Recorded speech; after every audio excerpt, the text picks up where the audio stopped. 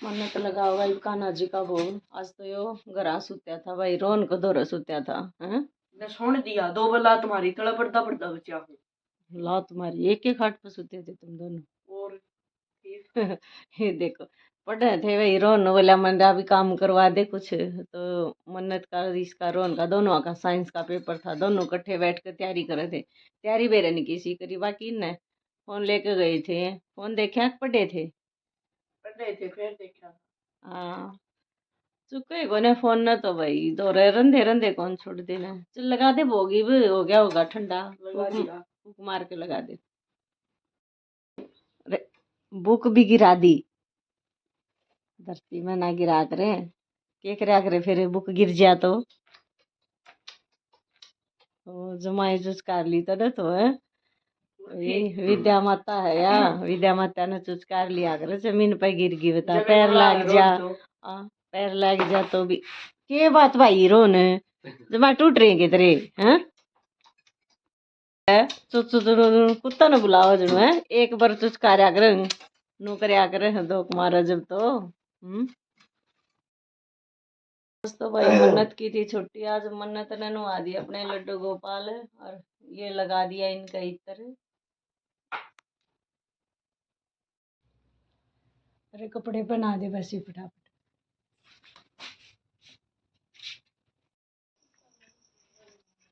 हम तो चला भाई चला हम तो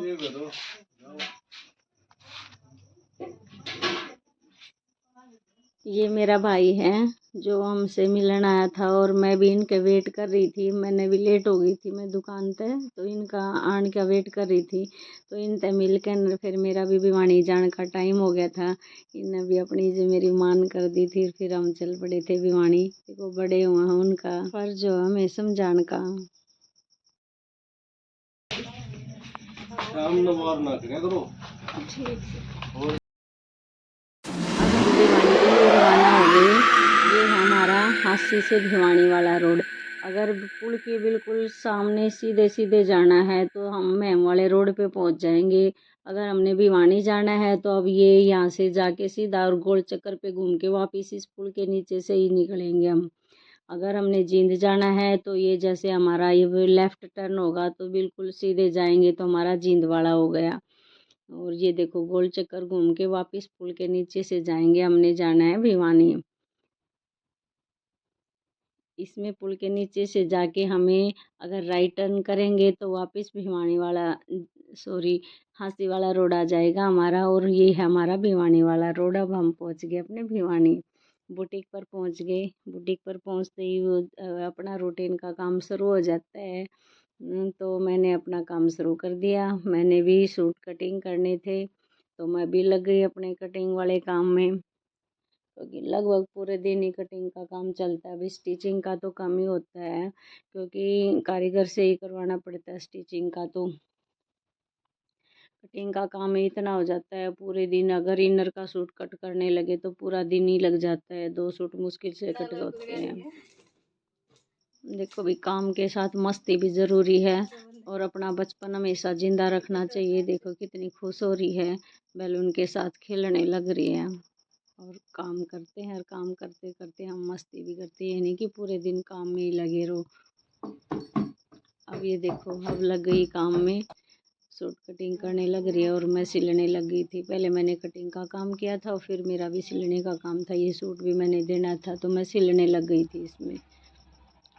ये देखो बाजू को हम कैसे नाप के और किस तरह से हम बाजू को अटैच करते हैं। ये है, पहले हमने देखा कि आर्मोल कितना था, उसके हिसाब से हमने फिटिंग लगानी है। मोरी जब भी हम पहले निशान लगा रखा है, फिर भी हमने दोबारा से जब हम स्टिचिंग करते हैं तो फिर से हमने निशान लगाने पड़ते हैं, क्योंकि हम निशान लगाते हैं तो ये नहीं पता चलता कि हमने सिलाई निशान से अंदर करनी है या बाहर। कम से कम 1-2 पॉइंट हो ही जाता है फिर भी। तो हम जब भी स्टिचिंग करते हैं तो प्रॉपर नाप लेके फिर करनी चाहिए, तो बिल्कुल फिट हमारा बाजू होती है इसमें। रोटी खाने का ये तरीका तो आज मैंने पहली बार देखा है। आपा तो नू खाया करा सब्जी लगा के।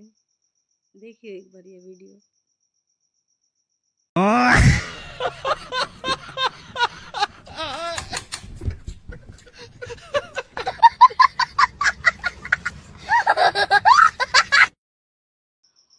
अब रात के बज रहे हैं 1:30 और मैं अपनी वीडियो की एडिटिंग करने लग रही थी और इनका भी हो गया टाइम। अब 1:30 बजे यानी पानी का उसरा था इनका, तो अब यहीं जाएंगे खेत में, इन्हें पानी देने जाना है। तो पानी देन यूँ मानो भी जो खेती करे हैं तो उन्हें भी दिन रात एक करना पड़ा है, खेती यूँ ना होती न। तो किसान की जो लाइफ है वो भी इतनी आसान नहीं है, कितनी मेहनत करके न किसान हम सब के लिए अनाज पैदा करे हैं। जो शहर में लोग बैठे उन्हें तो यूँ भी कौन बेरा भी गेहूँ किस तरह बिजाई हो हर किस तरह उसने पैदा करे हैं, क्योंकि बड़े है वो, क्योंकि रात ने पानी देना पड़ा है। या देखो अपने कस्सी काट के धर लिए, रिप स्कूटी लेके जाऊंगे रात ने।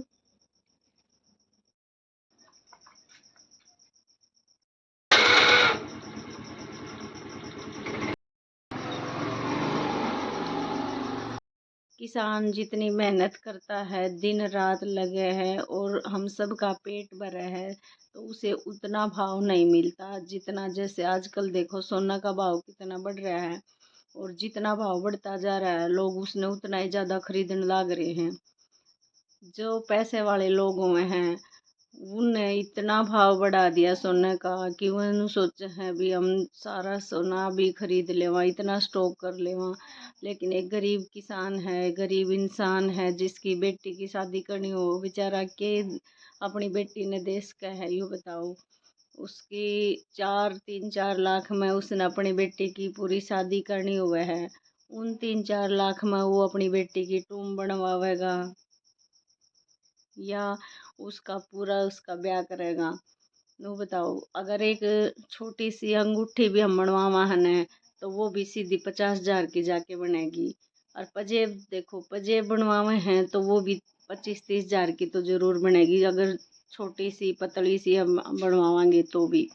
तो ये बताओ, अपना बेटी ने कौन माँ बाप चाहे है कि उसने वो सब खुशी ना मिले, हर माँ बाप चाहता है, लेकिन वो गरीब इंसान क्या करेगा।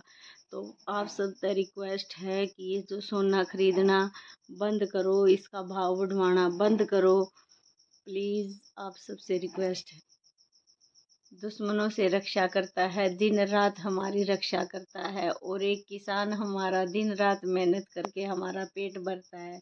तो हम उन किसानों के लिए, उन जवानों के लिए एक लाइक और शेयर तो कर ही सकते हैं। तो जिसने भी अपना चैनल सब्सक्राइब नहीं कर रखा तो वो प्लीज़ चैनल को सब्सक्राइब करें। जय जवान जय किसान।